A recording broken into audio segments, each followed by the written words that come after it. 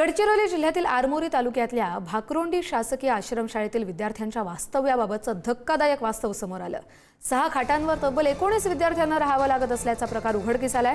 पिण्याचं पाणी, स्वच्छतागृह, वीज आणि भोजनाच्या सुविधांबाबत देखील विद्यार्थ्यांना प्रचंड समस्यांना सामोरं जावं लागतंय।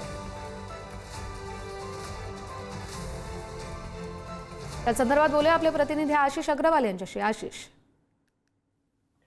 कस्तुरी, नक्कीच अतिशय भीषण वास्तव्य समोर आलेले आहे। गडचिरोली जिल्ह्याच्या आरमोरी तालुक्यात असलेल्या भाकरोंडी येथील शासकीय आश्रमशाळेमध्ये तब्बल वसतिगृहामध्ये 505 विद्यार्थी राहत असल्याचे दिसून आलेले आहे।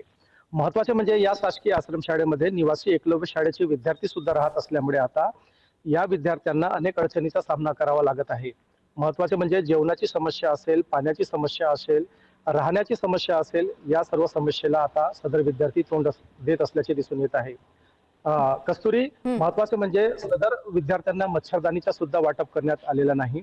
जेवणाची सुद्धा तक्रार अनेक विद्यार्थ्यांनी केलेली आहे आणि आरमोरी विधानसभा क्षेत्राचे आमदार रामदास मसराम यांनी सुद्धा या शाळेला अचानक भेट दिलेली होती आणि या भेटी दरम्यान ही सर्व वास्तव उघडकीस आलेली आहे। त्यामुळे रोजच्या जगण्याचा हा प्रश्न आहे, त्यावर लवकर उपाय काढणं गरजेचं आहे। धन्यवाद आशिष दिलेल्या माहितीसाठी।